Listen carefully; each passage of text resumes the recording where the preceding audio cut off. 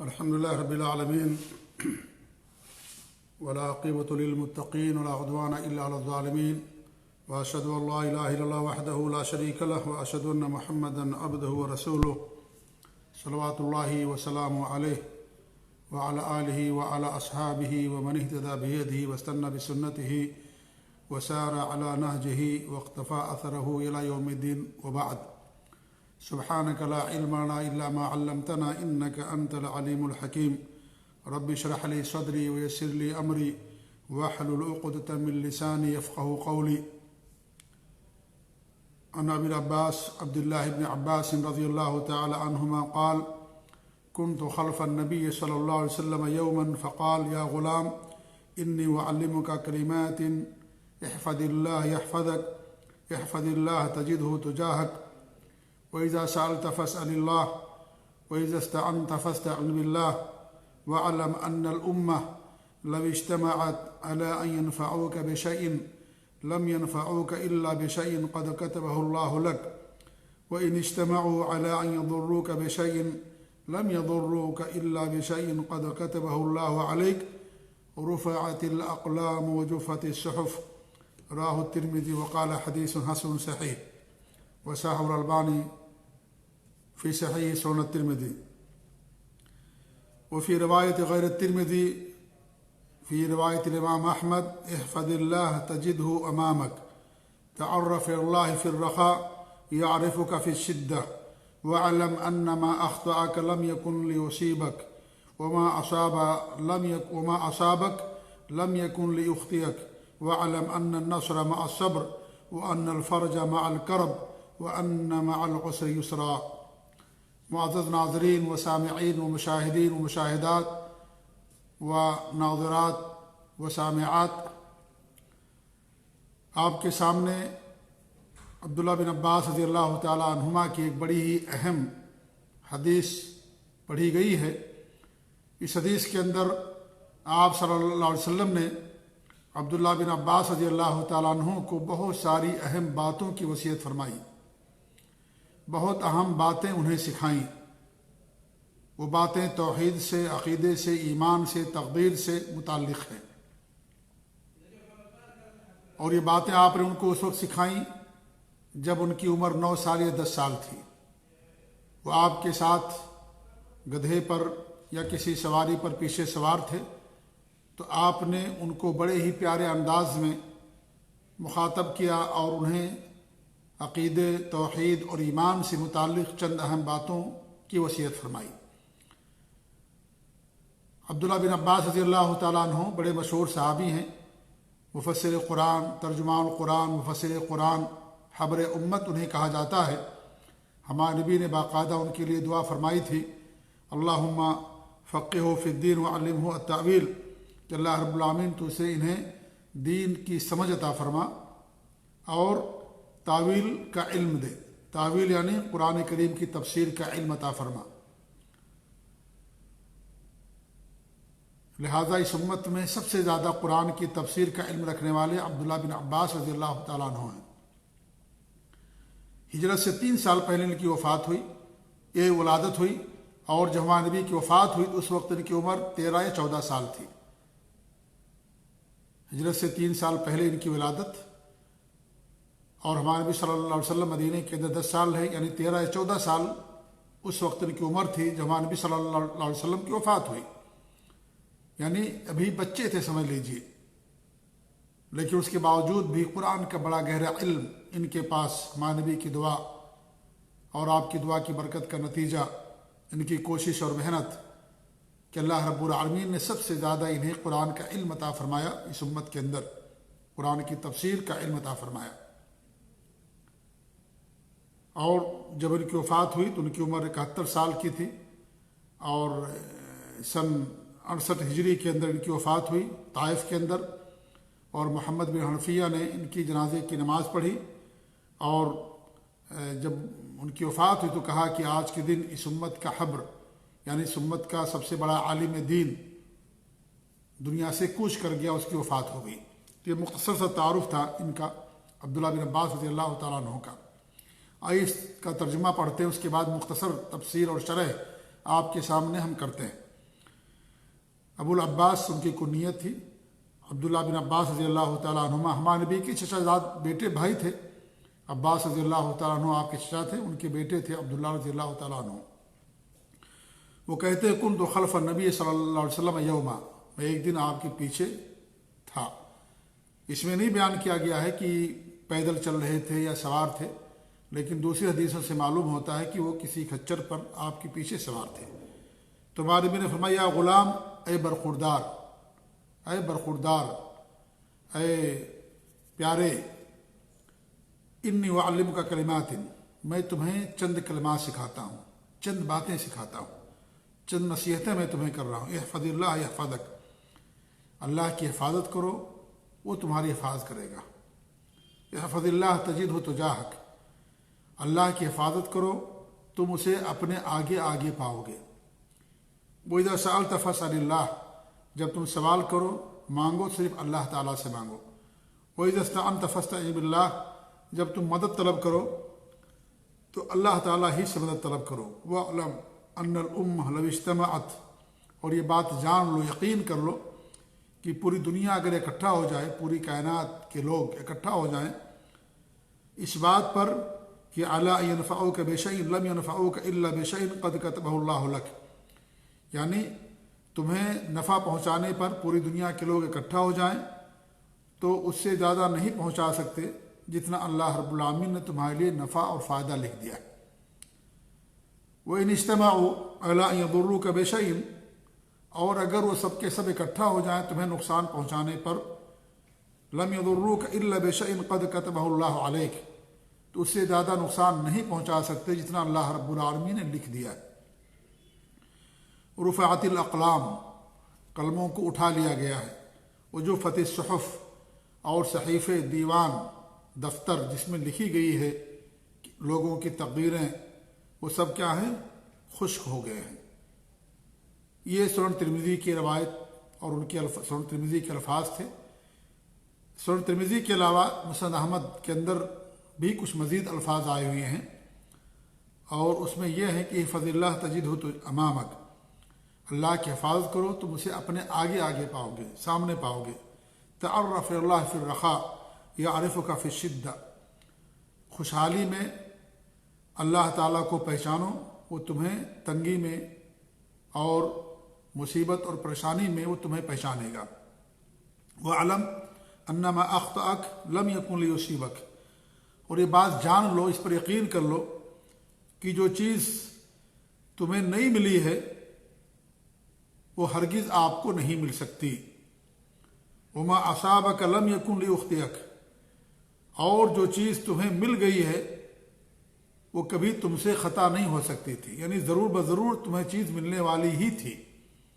وعلم ان النصر مع الصبر، اور یہ بات جان لو، یقین کر لو کہ نصر، مدد صبر کے ساتھ ہے۔ وان الفرج مع الکرب، اور کشادگی، آسانی، تکلیف اور مصیبت اور پریشانی کے بعد ہے۔ وَأَنَّ مَعَ الْعُسْرِ يُسْرًا، اور تنگی کے بعد آسانی ہوتی ہے۔ یہ بڑی اہم حدیث ہے۔ اس کی اہمیت کا اندازہ آپ اس بات سے لگا سکتے ہیں کہ امام ابن رجب رحمۃ اللہ علیہ نے باقاعدہ اس حدیث کی بڑی ہی مفید اور نفع بخش شرح کی ہے۔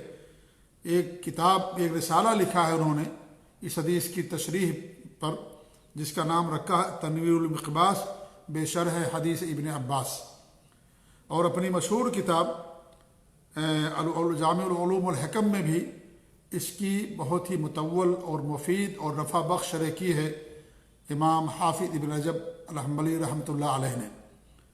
امام نووی رحمۃ اللہ علیہ فرماتے ہیں کہ بڑی عظیم حدیث ہے۔ اس طریقے سے اور علماء نے اس حدیث کی اہمیت کو بیان کیا ہے۔ اس حدیث کے اندر جو باتیں ہمارے نبی صلی اللہ علیہ وسلم نے فرمائی ہیں، ان میں سب سے پہلی بات کیا فرمائی؟ احفظ اللہ یحفظک، تم اللہ کی حفاظت کرو، اللہ تمہاری حفاظت کرے گا۔ اللہ کی حفاظت کا مطلب یہ ہے کہ اللہ کے دین پر عمل کرنا، اللہ کے دین پر عمل کرنا۔ اگر انسان اللہ کے دین پر عمل کرے گا تو اللہ رب العالمین اس کی حفاظت کرتا ہے، پریشانیوں سے، مصیبتوں سے اللہ تعالیٰ اس بندے کی حفاظت کرتا ہے، اللہ اس کی مدد کرتا ہے۔ جیسے اللہ نے فرمایا ان تنصروا اللہ ینصرکم، اگر تم اللہ تعالیٰ کی مدد کرو گے تو اللہ تعالیٰ تمہاری مدد کرے گا۔ اللہ ہماری مدد کا محتاج نہیں ہے، اللہ ہماری حفاظت کا محتاج نہیں ہے، اللہ تعالیٰ ہی سب کی مدد کرنے والا اور سب کی حفاظت کرنے والا ہے۔ مطلب یہ ہے کہ اللہ کے دین پر عمل، اللہ کی بھیجی ہوئی شریعت پر عمل، اللہ نے جن چیزوں کا حکم دیا ہے ان کو بجا لانا، اور جن چیزوں سے اللہ رب العالمین نے منع کیا ان تمام چیزوں سے رک جانا، یہ ہے اللہ رب العالمین کی حفاظت یا اس کے دین کی حفاظت۔ دین دنیا میں آتا ہی اس لیے ہے کہ انسان اس کے اوپر عمل کرے۔ نبی اور رسول کو اللہ تعالیٰ بھیجتا ہی اس لیے کہ ان کی اطاعت اور پیروی کی جائے۔ لہذا اللہ تعالیٰ کی حفاظت میں دین کی حفاظت، دین پر عمل شامل ہے کہ انسان دین پر عمل پیرا ہو، نبی کی باتوں کو مانے، نبی کی اطاعت کرے، کیونکہ نبی بھی اللہ تعالیٰ ہی کی طرف سے آتا ہے۔ نبی کی اطاعت اللہ کی اطاعت ہوتی ہے، نبی کی نافرمانی اللہ کی نافرمانی ہوتی ہے۔ نبی ہمارے لیے واسطہ اور ذریعہ ہے دین سیکھنے کا، ان کے ذریعے سے ہمیں دین ملا، ان کے ذریعے سے ہمیں قرآن ملا، اللہ رب العالمین کا دین ملا ان کے ذریعے سے۔ دین کا ذریعہ اور وہ سبب ہے، جیسے جبریل امین سبب تھے کہ اللہ تعالیٰ کی وحی کے پیغام کو ہمارے نبی تک پہنچانے کا، ایسی ہم تک پہنچانے کا ذریعہ اور سبب آپ صلی اللہ علیہ وسلم ہے۔ آپ کے ذریعے سے ہم کو دین اور سبب دین ملا، اللہ کی شریعت ملی۔ دین کے معاملے میں، دنیا کے معاملے میں نہیں۔ انسان کو زندگی ملتی ہے، موت ملتی ہے، آتی ہے، مال ملتا ہے، رزق ملتا ہے، اس میں ہمارے نبی صلی اللہ علیہ وسلم ذریعہ اور سبب نہیں ہیں۔ دین کے معاملے میں آپ ذریعہ اور سبب ہیں کہ آپ کے ذریعے سے اللہ رب العالمین نے ہم کو دین دیا، کیونکہ اللہ نے آپ پر قرآن اتارا، وحی اتاری اور دین آپ پر اتارا، اور پھر آپ نے سب کو پہنچایا، اور رسول کی ذمہ داری ہوتی ہے پہنچانے کی، تو آپ نے سب کو پہنچایا۔ جنہوں نے آپ سے سیکھا انہوں نے دوسروں تک پہنچایا۔ تو اس طریقے سے دین ذریعے اور سبب سے ملتا ہے۔ علماء ذریعہ ہوتے ہیں، سبب ہوتے ہیں، جن کے ذریعے سے انسان اللہ کے دین کا علم حاصل کرتا ہے۔ تو اللہ کی حفاظت کا مطلب یہ کہ اللہ کے دین پر عمل پیرا ہونا، اللہ کے اوامر جو حکم ہے ان پر عمل کرنا، اور جن چیزوں سے اللہ اور اس کے رسول نے منع کر دیا ان چیزوں سے دوری اختیار کرنا، یہ ہے اللہ رب العالمین کی حفاظت اور اللہ رب العالمین یعنی کی مدد کرنا، جیسا کہ اللہ رب العالمین قرآن کریم کے اندر فرمایا۔ اور جو عمل کرتا ہے، اللہ کے دین پر عمل پیرا ہوتا ہے، اللہ رب العالمین اسے پاکیزہ زندگی دنیا کے اندر عطا فرماتا ہے، اور آخرت کے اندر بھی اسے جنت سے سرفراز کرتا ہے۔ ایسے ہی لوگوں کے لیے اللہ رب العالمین کی رحمت شامل حال ہوتی ہے۔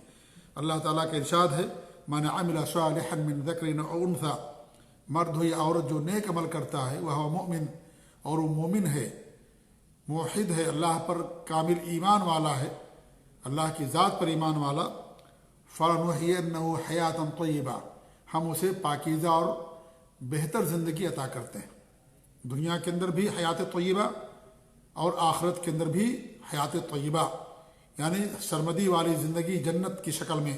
اللہ رب العالمین ایسے لوگوں کو جو نیک عمل کرتے ہیں، ایمان کے ساتھ، عقیدے کی سلامتی کے ساتھ، حسینیت کے ساتھ بہترین عمل کرتے ہیں، نیک اعمال کرتے ہیں، ایسے لوگوں کے لیے اللہ رب العالمین نے جنت بنائی۔ دنیا میں اللہ ان کی حفاظت کرتا ہے مصائب اور پریشانیوں سے، بدنامی سے، اور آخرت کے اندر بھی اللہ رب العالمین انہیں جنت نصیب فرماتا ہے۔ تو یہ عمل انسان کا سب سے بہترین ساتھی ہوتا ہے۔ یہ عمل انسان کا بہترین ساتھی، انسان کا جیسا عمل ہوگا اس کے ساتھ رہے گا۔ اگر نیک عمل کریں گے تو آپ کو جنت تک پہنچائے گا اللہ کے فضل و کرم سے، اور اگر انسان برا عمل کرتا ہے تو انسان پھر جنت کے بجائے جہنم کا حقدار بن جاتا ہے، کیونکہ اس نے برے راستے کو اپنایا، اس نے خود برا راستہ پہلے منتخب کیا۔ اللہ رب العالمین نے کسی کو مجبور نہیں کیا، اللہ نے سب کو عقل دیا، سوجھ بوجھ دیا، شعور دیا، اور انسان اپنی عقل سوجھ بوجھ سے کوئی راستہ اپناتا ہے۔ لہذا اللہ رب العالمین نے جب عقل دیا، اس عقل کو ہمیں اللہ کی معرفت کے لیے استعمال کرنا چاہیے، اللہ کے دین کے احکامات کو سمجھنے کے لیے استعمال کرنا چاہیے، اور اس کے مطابق انسان کو عمل کرنا چاہیے۔ تو اس طریقے سے جو بندہ اللہ تعالیٰ کے دین پر عمل پیرا ہوتا ہے، اللہ رب العالمین اس کی مدد کرتا ہے، اللہ تعالیٰ کی معیت اور اس کی نصرت اسے حاصل ہوتی ہے، اور اللہ رب العالمین اسے پریشانیوں سے اور مصیبتوں سے بچاتا ہے۔ اور جو انسان کو کوئی مصیبت پہنچتی ہے تو ان کے اپنے برے اعمال کا نتیجہ ہوتی ہے، برے اعمال کا نتیجہ ہوتی ہے۔ تو ہمارے نبی نے سب سے پہلی جو بات بتائی کہ اللہ تعالیٰ کے دین پر عمل پیرا ہو، اللہ تعالیٰ تمہاری حفاظت کرے گا، دنیا میں حفاظت کرے گا، آخرت میں جہنم سے تمہاری حفاظت کرے گا، قبر میں عذاب سے حفاظت کرے گا، اور فتنوں سے اللہ تمہاری حفاظت کرے گا، وفات کے وقت اللہ رب العالمین تمہیں دین پر ثابت قدمی عطا کرے گا، تمہارے اہل و عیال اور اس طریقے سے دنیا اور آخرت کی بھلائیوں کی اللہ رب العالمین تمہارے لیے حفاظت کرے گا، بری موت سے اللہ تعالیٰ تمہیں بچائے گا، اور ثابت قدمی اللہ رب العالمین دنیا کے اندر تمہیں عطا کرے گا جو انسان اللہ تعالیٰ کے دین پر عمل پیرا ہوتا ہے۔ یہ ساری باتیں اس کے اندر شامل ہیں۔ وَإِذَا سَأَلْتَ فَاسْأَلِ اللَّهَ، اور جب تم سوال کرو مانگو تو اللہ تعالیٰ سے مانگو۔ کس سے مانگو؟ اللہ تعالیٰ سے مانگو، کیونکہ اللہ تعالیٰ ہی دینے والا ہے، اور جو اللہ تعالیٰ سے نہیں مانگتا ہے اللہ رب العالمین اس سے ناراض ہو جاتا ہے۔ بندے سے اگر ہم مانگتے ہیں بندہ ناراض ہوتا ہے، بندہ کبھی دے گا کبھی نہیں دے گا، اور اگر دے گا بھی تو کبھی بے عزتی کے ساتھ دیتا ہے، توہین بھی کرتا ہے، لیکن اللہ رب العالمین اس بندے سے ناراض ہوتا ہے جو بندہ اللہ تعالیٰ سے نہیں مانگتا ہے۔ اللہ کے رسول صلی اللہ علیہ وسلم کی حدیث صحیح روایت ہے سنن ترمذی کی کہ ابو ہریرہ رضی اللہ عنہ فرماتے ہیں کہ من لم یسر اللہ یغضب علیہ، کہ اللہ رب العالمین اس بندے سے ناراض ہو جاتا ہے جو بندہ اللہ رب العالمین سے نہیں مانگتا ہے۔ یہ سنن ترمذی کی روایت ہے۔ اس لیے کہ اللہ تعالیٰ سے نہ مانگنا یا سوال نہ کرنا، یا تو انسان مایوس اللہ تعالیٰ کی ذات سے اور وہ کہتا کہ اللہ تعالیٰ ہم کو کچھ نہیں دے سکتا نعوذ باللہ، یا تو متکبر آدمی ہے، متکبر ہے، وہ گھمنڈی ہے، وہ کہتا مجھے اللہ تعالیٰ کی ضرورت نہیں ہے، ہم سب کچھ کرنے والے ہیں، جیسے قارون نے کہا تھا کہ مجھے ہی سب کچھ، میرے علم کی بنا پر یہ ساری چیزیں میرے پاس ہیں۔ اس نے اللہ کا انکار کر دیا، اللہ نے اسے زمین کے اندر دھسا دیا۔ تو اس طریقے سے یا تو وہ انسان ہوگا جو مایوس ہوگا اللہ کی ذات سے، اللہ کی رحمت سے، اور وہ اس لیے اللہ تعالیٰ سے نہیں مانگنے والا ہوگا، یا تو متکبر اور گھمنڈی ہوگا کہ ہمیں نعوذ باللہ اللہ کی ضرورت نہیں ہے، سب کچھ میری تدبیر اور میرے اختیار میں ہے، اور میرے عمل اور میری محنت کا سارا نتیجہ، یا تو انسان ایسا ہوگا۔ دونوں صورتوں میں سے جو بھی صورت ہو یہ اللہ رب العالمین کی غضب کا موجب اور سبب بن جاتا ہے۔ اللہ کی ذات سے مایوس ہو جانا یا تکبر کرنا، گھمنڈ کرنا، یہ سب کیا ہے؟ اللہ تعالیٰ کی غضب کا یہ دونوں کے دونوں سبب ہے۔ ایک شاعر کہتا ہے کہ اللہ یغضب ان ترکت سوالہ وبنی آدم حین اسألوا یغضب، یعنی جو حدیث میں نے آپ کی پڑھی آپ کے سامنے، اس حدیث کا ترجمہ گویا کہ شاعر نے کیا ہے کہ اللہ تعالیٰ سے اگر تم نہیں مانگو گے اللہ ناراض ہو جائے گا۔ انسانوں کا حال یہ ہے کہ جب انسانوں سے کوئی مانگتا ہے تو وہ ناراض ہو جاتا ہے۔ تو ہمیں ہمیشہ اللہ رب العالمین سے مانگنا چاہیے، اللہ تعالیٰ سوال کرنا چاہیے کوئی بھی چیز۔ ہمارے نبی صلی اللہ علیہ وسلم باقاعدہ بہت سارے صحابہ کرام سے جب بیعت لیتے تھے تو اس بات پر بیعت لیا کرتے تھے کہ وہ لوگوں سے کچھ بھی نہیں مانگیں گے، جیسے ابو بکر صدیق ہیں، ابو ذر ہیں، ثوبان ہیں، اور بن مالک رضی اللہ تعالیٰ عنہم اجمعین۔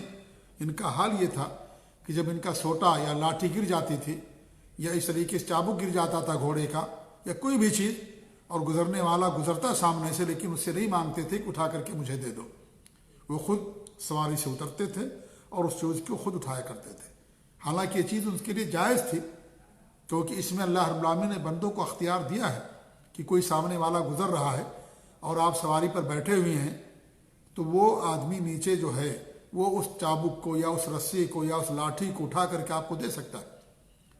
لیکن کمال توحید ہے یہ کہ انسان کوئی بھی چیز اللہ تعالیٰ کے علاوہ کسی سے نہ مانگے، اور اگر کوئی چیز کسی سے مانگتا بھی ہے ان چیزوں میں جن میں اللہ رب العالمین نے کسی کو اختیار دیا ہے تو ان میں اس کو ذریعہ اور سبب سمجھے، اسی کو اصل نہ سمجھے۔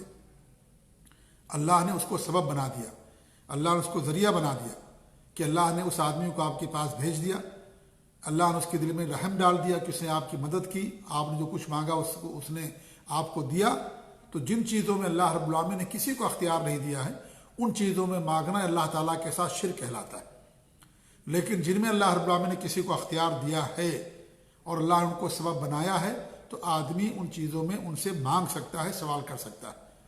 اگرچہ اللہ تعالیٰ سے اگر مانگے تو اور زیادہ اس کے لیے بہتر ہے، اور ہمیشہ اللہ تعالیٰ سے دعا کرے کہ اللہ تعالیٰ تو مجھے رزق عطا فرما، اولاد عطا فرما، اللہ تعالیٰ تو ہمیں دنیا کے اندر امن و امان عطا فرما، اللہ تعالیٰ سے انسان مانگے۔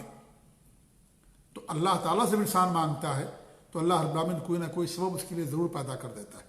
اور اگر وہ کسی انسان سے مانگتا ہے جن میں اللہ رب العالمین نے اس کو اختیار دیا انسانوں کو، تو اس کا یہ عقیدہ ہونا چاہیے کہ یہ ذریعہ اور سبب ہے، صرف اصل اللہ رب العالمین ہے۔ اللہ تعالیٰ اگر ان کے دل کے اندر رحم ڈالے گا تبھی یہ چیز ہمیں دیں گے، ورنہ نہیں دیں گے۔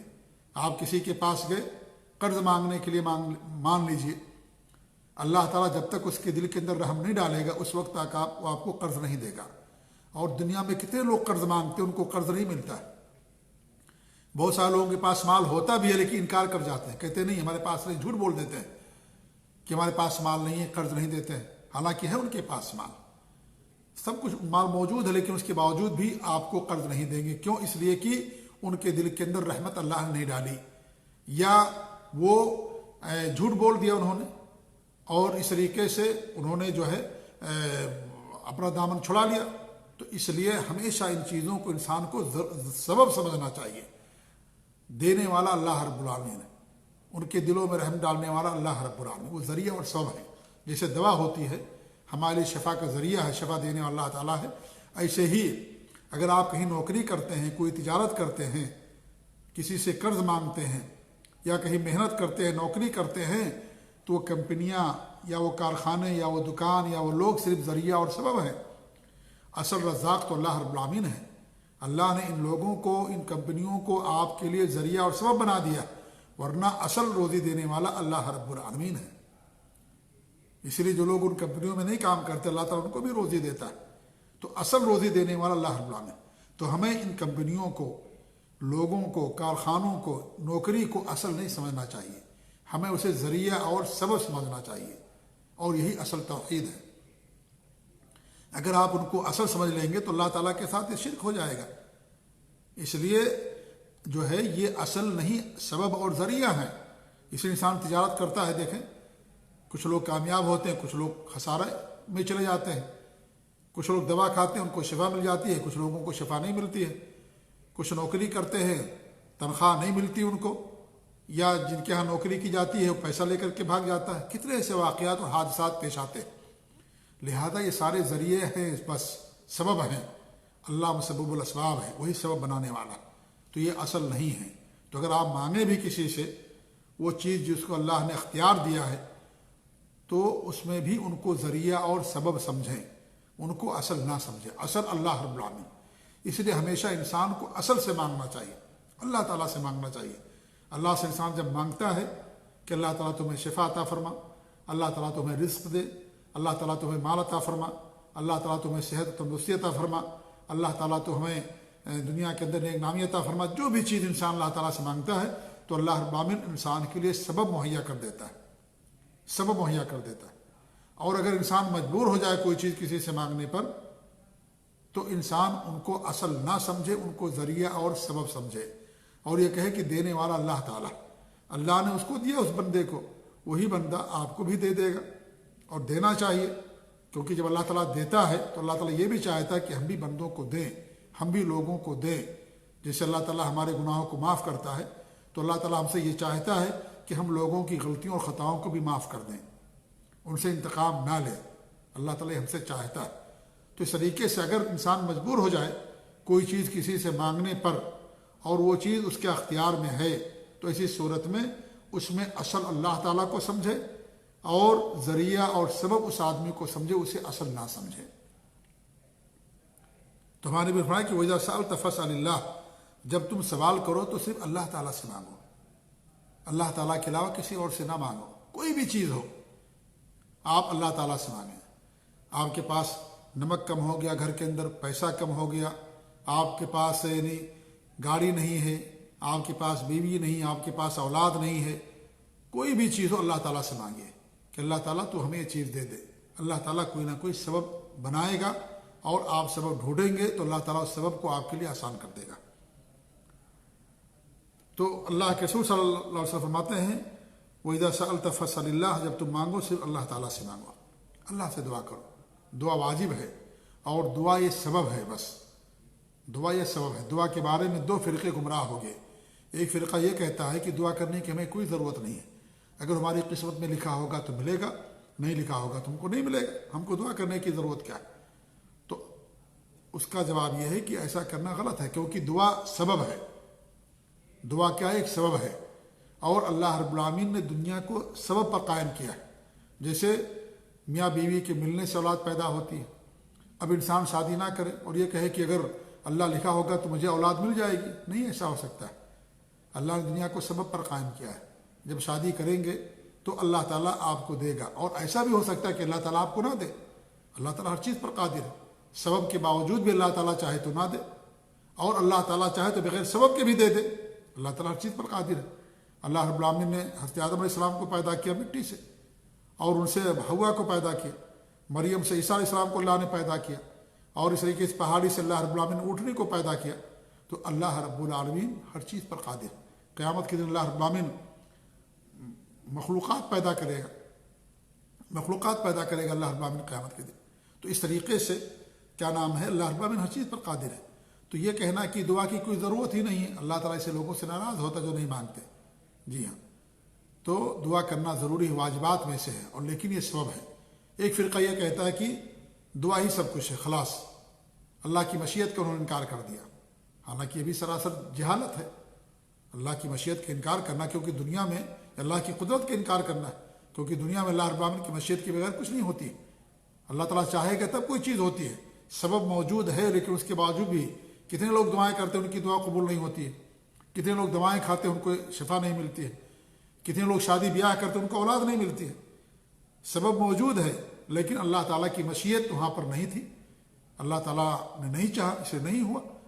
تو اللہ رب العالمین کی مشیت کا انکار کر دینا تو کفر ہے، وہ ہے کہ نعوذ باللہ انسان کو اللہ کی ضرورت ہی نہیں ہے، اللہ کے ہاتھ میں کچھ نہیں، نعوذ باللہ سب کچھ انسان ہی ہے، سب کچھ وہی کرنے والا ہے۔ تو اس میں تقدیر کا بھی انکار ہے، اللہ تعالیٰ کی مشیت کا، اس کی قدرت کا بھی انکار ہے۔ تو دو فرقے یا دو طرح کے لوگ اس کے اندر گمراہ ہو گئے۔ جو سلف صالحین کا عقیدہ اور منہج یہ ہے کہ دعا سبب ہے، دعا کرنا ضروری ہے، جب انسان دعا کرتا ہے تو اللہ تعالیٰ سبب پیدا کرتا ہے، اللہ تعالیٰ اس کی دعاؤں کو قبول فرماتا ہے، اور اللہ رب العالمین مسبب الاسباب ہے۔ تو دعا ایک ذریعہ اور سبب ہے، دعا ہی اصل نہیں ہے، اصل دینے والا اللہ رب العالمین، یہ ایک سبب ہے، جیسے اور اسباب ہوتے ہیں دنیا کے اندر اسی طریقے سے یہ بھی ایک سبب ہے۔ تو یہ دعا کے بارے میں، اور جب انسان اللہ تعالیٰ سے دعا کرتا ہے تو اس دعا کے اندر آپ سمجھ لیں کہ جو ہے بہت ساری چیزیں ہوتی ہیں، یا بہت ساری چیزوں پر دعا دعوت کرتی ہے۔ نمبر ایک کہ اللہ تعالیٰ موجود ہے، کیونکہ جو معدوم ہو، جس کا وجود نہ ہو، اس کو نہیں پکارا جاتا ہے۔ تو اللہ تعالیٰ کی ذات موجود ہے لیکن اس کی ذات عرش پر ہے، وہ علم کے لحاظ سے، اپنی قدرت کے لحاظ سے جو ہے اس کا علم ہر جگہ ہے، اور ہر چیز کو اپنے علم سے گھیرے میں لیے ہوئے ہے، لیکن اللہ کی ذات عرش پر ہے۔ دوسری چیز یہ ہے کہ اللہ تعالیٰ کی صفت غنا، کہ اللہ رب العالمین ہی غنی ہے اصل، اور سب کے سب فقیر اور محتاج ہیں، اسے اللہ کا نام ایک ہے الغنی، اللہ تعالیٰ غنی ہے اور سب کے سب فقیر اور محتاج ہیں، سب اللہ کے محتاج ہیں، اللہ رب العالمین کسی کا محتاج ہے، اللہ الصمد، اللہ سب سے بے نیاز ہے۔ تیسری چیز کیا ہوتی ہے؟ سننا، اور یہ بھی ایک صفت اللہ کی، اللہ کے ایک نام سمیع ہے، کیونکہ جو بہرا ہو وہ نہیں سن سکتا ہے، تو اللہ رب العالمین سنتا ہے، تبھی ہماری دعاؤں کو قبول فرماتا ہے۔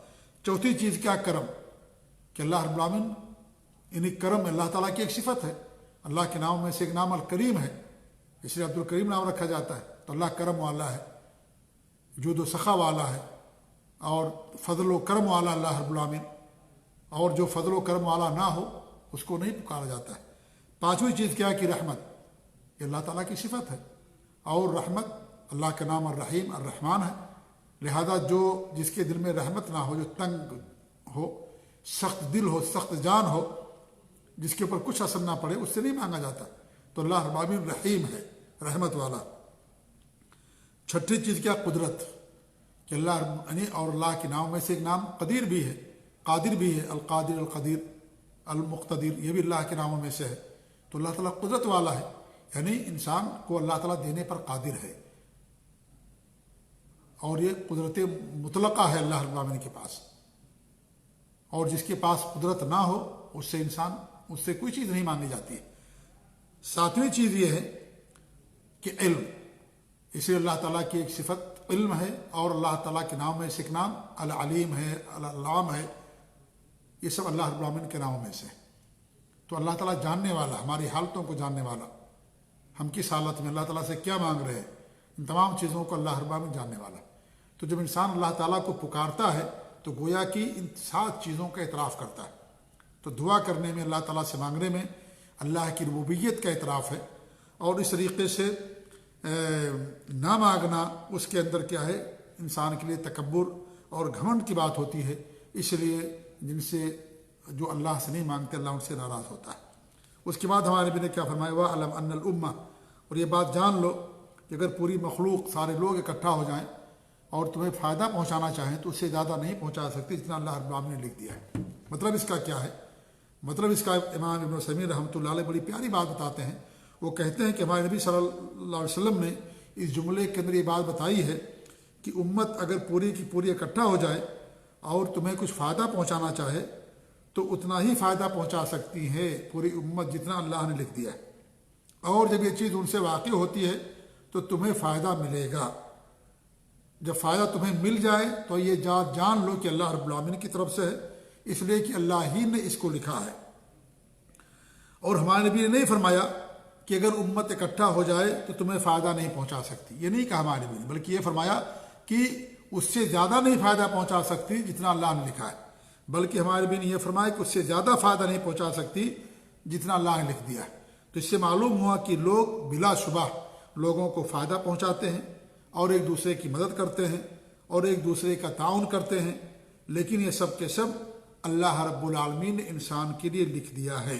تو اس میں اول و آخر فضل اللہ رب العالمین کا ہے۔ اللہ ہی ہے جس نے تمہارے لیے مسخر کر دیا، تمہارے لیے تابع بنا دیا، جو تم کو نفع پہنچانے والا ہے اور تمہارے ساتھ احسان کرنے والا ہے اور تمہاری مصیبت کو دور کرنے والا ہے۔ اور اسی طریقے سے اس کے برعکس بھی، یعنی اگر سارے لوگ اکٹھا ہو جائیں تو اس سے زیادہ نقصان نہیں پہنچا سکتے جتنا اللہ رب العالمین تمہارے لیے لکھ دیا ہے۔ اور اس پر ایمان اس بات کو لازم کرتا ہے کہ انسان اللہ تعالیٰ کے ساتھ اپنا تعلق جوڑے، اللہ تعالیٰ کے ساتھ اس کا کنیکشن ہو، اللہ پر اس کا توکل اور بھروسہ ہو، اور کسی کا بھی زیادہ خیال اہتمام نہ کرے، کیونکہ وہ جانتا ہے کہ اگر پوری مخلوق بھی اکٹھا ہو جائے تو اس سے زیادہ نقصان نہیں پہنچا سکتی جتنا اللہ رب العالمین لکھ دیا ہے، نہ اسے زیادہ فائدہ پہنچا سکتی ہے مخلوق ساری جتنا اللہ رب العالمین نے لکھ دیا ہے۔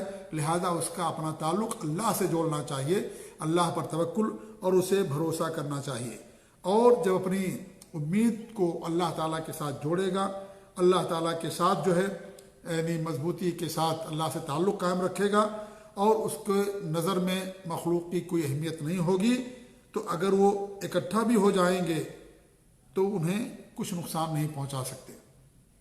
اور ہم دیکھتے ہیں کہ اس امت کے اسلاف کے اندر یہ چیزیں موجود تھیں۔ جب انہوں نے اللہ پر اعتماد کیا، اللہ پر توکل کیا، تو جو قید کرنے والے تھے، جو سازش کرنے والے، مکر کرنے والے تھے، وہ انہیں کچھ بھی نقصان نہیں پہنچا سکے۔ اللہ تعالیٰ فرماتا ہے کہ وَإِن تَصْبِرُوا وَتَتَّقُوا، اگر تم صبر کرو اور تقوی اختیار کرو، لَا يَضُرُّكُمْ كَيْدُهُمْ شَيْئًا، تو ان کا قید تمہیں کچھ بھی نقصان نہیں پہنچا سکتا۔ إِنَّ اللَّهَ بِمَا يَعْمَلُونَ مُحِيطٌ، اللہ رب العالمین جو تم کچھ کرتے ہو سب کو اللہ تعالیٰ محیط ہے، سب کو گھیرے میں لیے ہوئے، یعنی اللہ تعالیٰ سب کچھ جاننے والا ہے۔ یہ بات انہوں نے ریاض الصالحین کی شرح میں فرمائی ہے، جو میں نے آپ کے سامنے بیان کیا۔ خلاصہ کلام یہ ہے ان کی گفتگو کا کہ اللہ نے دنیا کو سبب پر بنا دیا۔ اللہ نے ہمارے بھی نہیں فرمایا کہ وہ تمہیں کچھ بھی فائدہ نہیں پہنچا سکتے یا تمہیں کچھ بھی نقصان نہیں پہنچا سکتے، نہیں، ایسا نہیں کہا، بلکہ ہمارے بھی نے یہ فرمایا کہ اتنا ہی فائدہ پہنچائیں گے جتنا اللہ نے لکھ دیا ہے، اتنا ہی نقصان پہنچائیں گے جتنا اللہ نے لکھ دیا ہے۔ لہذا اول و آخر انسان کا اعتماد اللہ پر ہونا چاہیے۔ دنیا والے یہ سبب صرف ہیں، وہ فائدہ پہنچا سکتے ہیں آپ کو، جیسے دنیا میں ایک دوسرے کی لوگ مدد کرتے ہیں، لوگ کمپنیوں میں کام کرتے ہیں، کوئی بیمار ہو گیا آپ اس کو اسپتال لے کر کے جاتے ہیں، اسے دوا کھلاتے ہیں، یا کہیں پر آپ اس کو نوکری لگا دیتے ہیں، یا تجارت کے لیے آپ اس کو مال دیتے ہیں، تجارت کرتا ہے، تو انسان ایک دوسرے کی مدد کرتا ہے۔ اللہ نے اختیار دیا ہے کہ ہم ایک دوسرے کی مدد کریں، اللہ تعالیٰ ہم سے چاہتا بھی ہے کہ ہم ایک دوسرے کی مدد کریں، اور یہ دین کا حکم ہے یہ کہ نیکی اور تقوی پر ہم ایک دوسرے کا تعاون کریں، لیکن برائی پر اور شر پر ہم کسی کا تعاون نہ کریں۔ تو یہ اللہ رب العالمین کا حکم ہے، باقاعدہ دین کا، قرآن کا، شریعت کا حکم ہے۔ اللہ کے رسول صلی اللہ علیہ وسلم کتنی حدیث ہیں کہ بندہ جب تک بندے کی مدد میں رہتا اللہ تعالیٰ اس کی مدد میں رہتا۔ تو انسان کو اللہ رب العالمین نے مدد کرنے کا اختیار دیا ہے، وہ چیزیں جو اس کے اختیار میں، جن میں اختیار نہیں ان میں انسان کسی دوسرے سے کچھ نہیں کہہ سکتا، نہ ان کی مدد مانگ سکتے، اللہ تعالیٰ کے ساتھ شرک ہوگا۔ لیکن جب کسی سے مدد مانگے بھی تو یہ یقین رکھے کہ وہ ذریعہ اور سبب ہیں، اللہ نے ان کو ذریعہ اور صرف سبب بنایا، اصل اللہ رب العالمین کی ذات ہے۔ لہذا اصل جو چیز ہے انسان اسی پر توکل اور اعتماد کرتا ہے جب، تو اللہ رب العالمین لوگوں کے مکر کو، ان کی سازش کو ناکام کر دیتا ہے، اور اللہ رب العالمین ایسے بندوں کی، ایسے لوگوں کی حفاظت فرماتا ہے۔ اس کا مطلب یہ نہیں کہ بندے کچھ بھی فائدہ نہیں پہنچا سکتے، نہیں، بندے فائدہ پہنچا سکتے ہیں۔ آپ کو کسی نے کہیں نوکری لگوا دی، فائدہ پہنچایا نا اس نے آپ کو۔ آپ نے کسی کو اسپتال پہنچا دیا، آپ نے اس کو فائدہ پہنچایا۔ آپ نے کسی کو قرض دے دیا، اس کا کام ہو گیا، آپ نے اس کو فائدہ پہنچایا۔ تو ایسا نہیں کہ بندہ فائدہ نہیں پہنچا سکتا، بندہ فائدہ پہنچاتا ہے، لیکن یہ سبب اور ذریعہ ہے۔ اللہ نے ان کو سبب بنا دیا کہ ان کے ذریعے سے آپ کو فائدہ ملا، تو اللہ تعالیٰ ہی مسبب الاسباب ہے، لیکن اصل اللہ رب العالمین کی ذات ہے۔ لہذا اصل اللہ پر انسان کو توکل بھروسہ کرنا چاہیے۔ ایسے ہی نقصان بھی لوگ پہنچا سکتے ہیں، نقصان بھی لوگ پہنچا سکتے ہیں۔ انسان زہر پیتا مر جاتا ہے، انسان آگ میں کودتا ہے جل جاتا ہے، انسان چاقو سے اپنے آپ کو کاٹے گا تو کٹ جائے گا اس کا ہاتھ، خون بہے گا، نکلے گا۔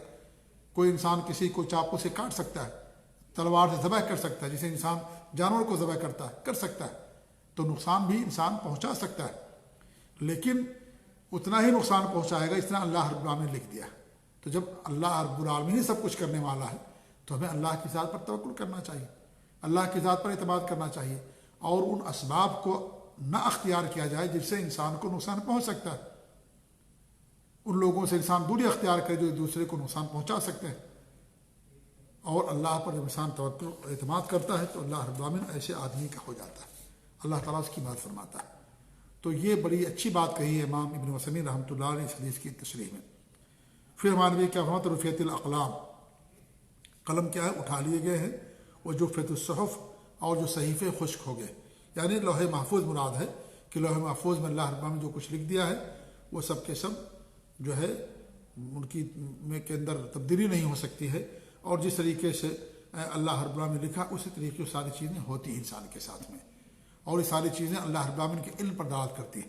اور جس بندے کا تقدیر پر ایمان ہوتا ہے، تقدیر پر ایمان ہوتا ہے، جب اسے کوئی چیز نہیں ملتی ہے تو وہ صبر کر جاتا ہے، خودکشی نہیں کرتا، اور اس طریقے سے وہ کسی کو ملامت نہیں کرتا، وہ اویلا نہیں مچاتا، شور و ہنگامہ نہیں کرتا، اپنی زندگی سے مایوس نہیں ہو جاتا، کیونکہ سمجھتا ہے کہ ایک ذات ہے جو سب پر قادر ہے، اس ذات نے ہمارے لیے اس کو نہیں لکھا، لہذا ہمیں نہیں ملا، تو انسان کو کوئی افسوس نہیں ہوتا ہے۔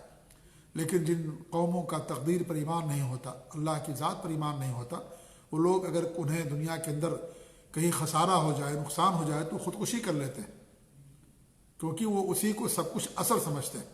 اللہ تعالیٰ کی ان کی نظر میں کوئی حیثیت نہیں ہوتی، نعوذ باللہ من ذالک۔ تو تقدیر پر ایمان کے یہ فائدہ انسان کو کہ انسان جب تقدیر پر ایمان رکھتا ہے تو کوئی چیز کرتا ہے، محنت کرتا ہے، سبب اختیار کرتا ہے، لیکن وہ چیز اس کو جب نہیں ملتی ہے تو کہتا ہے کہ ہماری تقدیر میں اللہ نے اس کو نہیں لکھا تھا، کیوں نہیں لکھا تھا اللہ بہتر جانتا ہے، ہو سکتا ہے کہ وہ چیز نہ ملے، اسی میں آپ کے لیے بھلائی اور بہتری ہو۔ دنیا بہت ساری ظاہری چیزیں ہم کو اچھی نظر آتی ہیں، لیکن اس کے اندر نقصان ہوتا ہے، اور کچھ چیزیں ہمیں ناگوار گزرتی ہیں، اسی کے اندر انسان کے لیے بھلائی ہوتی ہے۔ اللہ تعالیٰ علیم اور حکیم ہے۔ اللہ آپ نے محنت کرنے کے باوجود بھی وہ چیز آپ کو نہیں ملی، آپ اللہ کے فیصلے پر راضی رہیے، اللہ پر توکل اور اعتماد کیجیے، اور جو خامیاں اور کمیاں رہ گئی ہوں ان پر غور کیجیے، ان کی اصلاح کیجیے، اور یہ سوچیے کہ اللہ نے مجھے اگر نہیں دیا تو اسی میں ہمارے لیے خیر اور بھلائی۔ پورا معاملہ اللہ کے حوالے کر دے جو علیم و خبیر ہے۔ ہمارے پاس تو کچھ علم نہیں، ہم نہیں جانتے، تو اللہ تعالیٰ اپنے مومن بندوں کے ساتھ بھلائی کا معاملہ کرتا ہے، خیر کا معاملہ کرتا ہے۔ کشتی توڑ دی، خضر علیہ السلام نے کشتی کے توڑنے ہی میں خیر اور بھلائی تھی۔ اس بچے کو قتل کر دیا حضرت خضر علیہ السلام نے، جو نبی تھے، اللہ کے نیک بندے تھے، اس بچے کے قتل کرنے ہی کے اندر بھلائی تھی، اسی کے اندر خیر تھا۔ لیکن یہ بظاہر نقصان والی چیز تھی، بظاہر شر تھا یہ، لیکن اسی کے اندر خیر تھا۔ تو اگر انسان اپنا معاملہ اللہ کے حوالے کر دیتا ہے کہ اللہ کے ہر فیصلے پر ہم راضی ہیں، اللہ جو ہمارے ساتھ کرتا ہے بہتر کرتا ہے، تو انسان کو شرح صدر ہوتا ہے، سکون ملتا ہے، وہ افسوس نہیں کرتا، زندگی سے مایوس نہیں ہوتا، خودکشی نہیں کرتا، بلکہ اور محنت کرتا ہے، اللہ کے فیصلے پر راضی رہتا ہے، تو اس کی زندگی بڑی حشاش و بشاش گزرتی ہے اور بڑی سکون کے ساتھ اطمینان کے ساتھ اس کی زندگی گزرتی ہے۔ یہ اس کا مطلب ہے کہ انسان تقدیر پر ایمان رکھے۔ اور یہ تقدیر کیا ہے؟ تقدیر کے 4 مراتب، ایک تو علم ہے کہ اللہ نے جو، اور ایک کتابت، اور نمبر 3 مشیت، اور چوتھی چیز خلق یعنی ایجاد۔ 4 چیزیں تقدیر کو شامل ہوتی ہیں۔ یعنی اللہ رب العالمین نے سب سے پہلے جانا، اللہ تعالیٰ کو ہر چیز کا علم ہے، جو ہوا، جو نہیں ہوا، جو نہیں ہوا کیوں نہیں ہوا، اور ازل سے ابد تک ہمیشہ کے لیے اللہ رب العالمین کو ہر چیز کا علم حاصل ہے۔ اللہ نے جس کی تقدیر لکھی علم کے مطابق لکھی، جی ہاں۔ اور پھر مشیت، اللہ تعالیٰ کی مشیت ہے، اس میں اللہ کی مشیت ہوتی ہے تو کوئی چیز دنیا کے اندر ہوتی ہے۔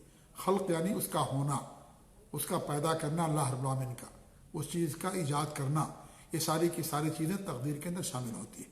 تو کہنے کا مقصد یہ ہے کہ تقدیر پر جب انسان ایمان رکھتا ہے تو اس کو اطمینان ہوتا ہے، اور تقدیر ایسا راز ہے جسے اللہ رب العالمین نے کسی کو نہیں بتایا، اس لیے ہمیشہ انسان کو اللہ کی ذات سے حسن ظن رکھنا چاہیے کہ اللہ رب العالمین نے اس کے لیے اچھی باتیں لکھی ہیں۔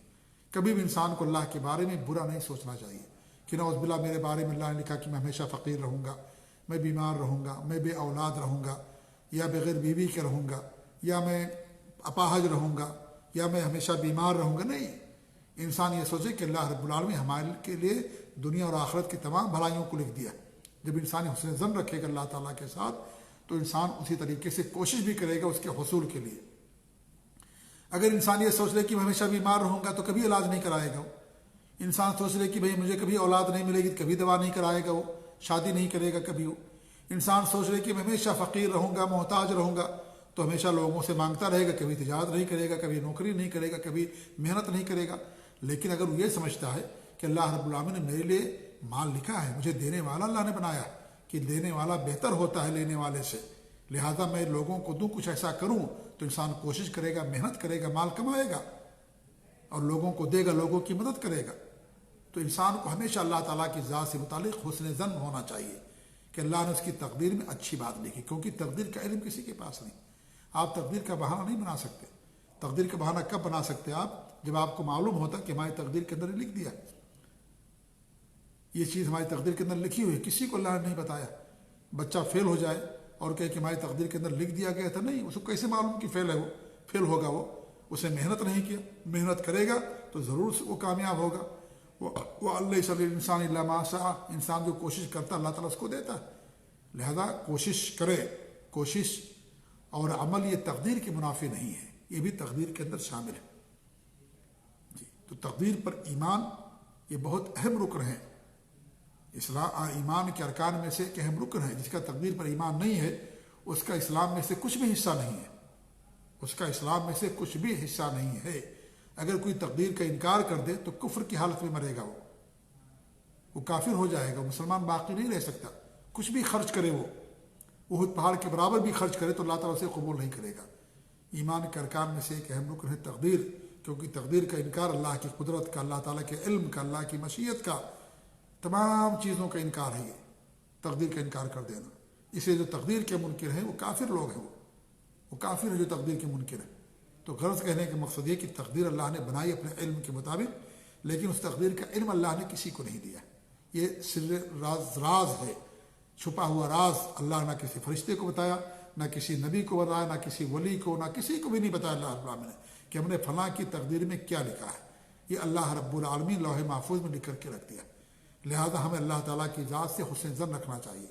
جب اللہ تعالیٰ کی ذات سے حسن ظن رکھیں گے تو اللہ رب العالمین ہمارے لیے خیر کے راستے مہیا کرتا رہے گا۔ یہ تو ترمذی کے الفاظ تھے، اور جو مسند کے الفاظ ہیں کچھ زیادہ اس کے اندر، اس میں کیا ہے؟ احفظ اللہ تجدہ امامک، تم اللہ تعالیٰ کی حفاظت کرو، اللہ تعالیٰ کو تم اپنے آگے پاؤ گے، یعنی اللہ تعالیٰ تمہاری مدد کرے گا۔ وہ 3 واقعہ معلوم ہے نا بنو اسرائیل کا، کہ تینوں لوگ کسی غار میں چھپ گئے، چٹان نے آ کر کے ان کا راستہ بند کر دیا، تینوں نے اللہ کو یاد کیا، نیکیاں یاد کی، اللہ رب العالمین ان کے لیے کیا کر دیا؟ اس چٹان کو ہٹا دیا۔ تو جو بھی اللہ کے دین پر عمل پیرا ہوگا، اللہ کو یاد کرے گا، اللہ تعالیٰ اس کی مدد فرماتا ہے۔ کوئی نہ کوئی راستہ اللہ تعالیٰ اس کے لیے نکال دیتا ہے۔ وَمَن يَتَّقِ اللَّهَ يَجْعَلْ لَهُ مَخْرَجًا، جو اللہ تعالیٰ کا تقوی اختیار کرتا ہے اللہ تعالیٰ اس کے لیے نکلنے کا راستہ بنا دیتا ہے۔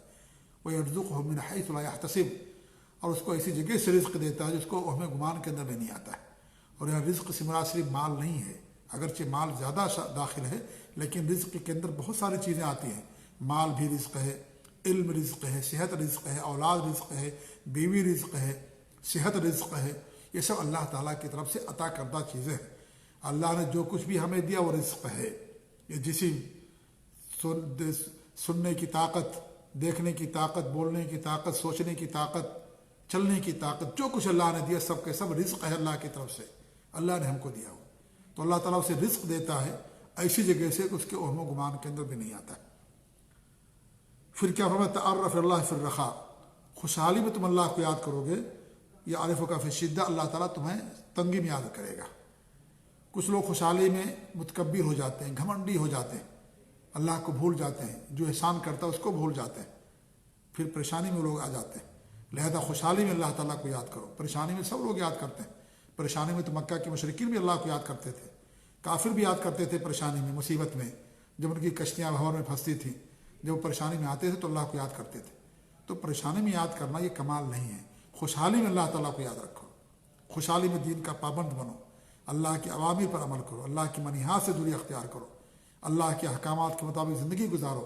اگر خوشحالی میں سارا کام کریں گے ہم تو اللہ تعالیٰ تنگی میں بھی ہمیں یاد رکھے گا اور تنگی میں ہماری مدد کرے گا، کیونکہ خوشحالی بھی ہمیشہ رہنے والی نہیں ہے اور تنگی بھی ہمیشہ رہنے والی نہیں ہے۔ یہ حالات بدلنے والا اللہ تعالیٰ ہے۔ آج کوئی انسان مالدار ہے کل غریب ہو جاتا ہے، آج کوئی غریب ہے کل مالدار ہو جاتا ہے، صحت مند ہے بیمار ہو جاتا ہے، زندگی ہے موت کا جام پی لیتا ہے، موت اسے آ جاتی ہے۔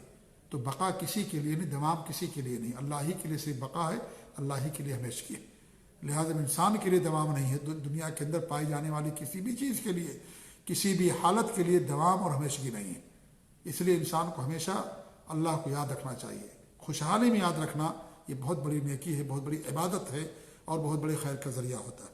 پھر ہمارے نبی نے فرمایا کہ وَاعْلَمْ أَنَّ مَا أَخْطَأَكَ، یہ بات جان لو کہ جو تمہیں نہیں ملی ہے لم یکن لیصیبک، تمہیں کبھی بھی نہیں مل سکتی۔ اللہ نے نہیں لکھا، اس کے پیچھے مت بھاگو، مت دوڑو اس کے پیچھے۔ اللہ نے نہیں لکھا ہے تو نہیں ملے گا آپ کو، نہیں دیا آپ صبر کر جائیں کہ اللہ نے نہیں لکھا تو ہم کو نہیں ملا، خلاص، جی ہاں، اس پر راضی رہیے۔ وما اصابک، کیا فرمایا کہ وما اصابک لم یکن لیخطئک، اور جو تمہیں مل گئی ہے جو چیز وہ تمہیں ضرور بضرور ملتی، کبھی خطا نہیں ہوتی، وہ اللہ نے لکھ دیا ضرور ملے گی آپ کو، جی ہاں، لیکن آپ سبب اختیار کیجئے، سبب اختیار کریں گے تب وہ چیز آپ کو ملے گی، سبب نہیں اختیار کریں گے تو چیز نہیں ملے گی۔ لیکن اللہ تعالیٰ چاہے تو بغیر سبب کو بھی دے سکتا ہے۔ انسان بیمار ہوتا کوئی دوا نہیں کرتا، اللہ تعالیٰ اس کو شفا دے دیتا ہے۔ تو کچھ چیزیں ایسی ہیں جو بغیر سبب کے بھی اللہ رب العالمین کسی کو عطا کر دیتا ہے۔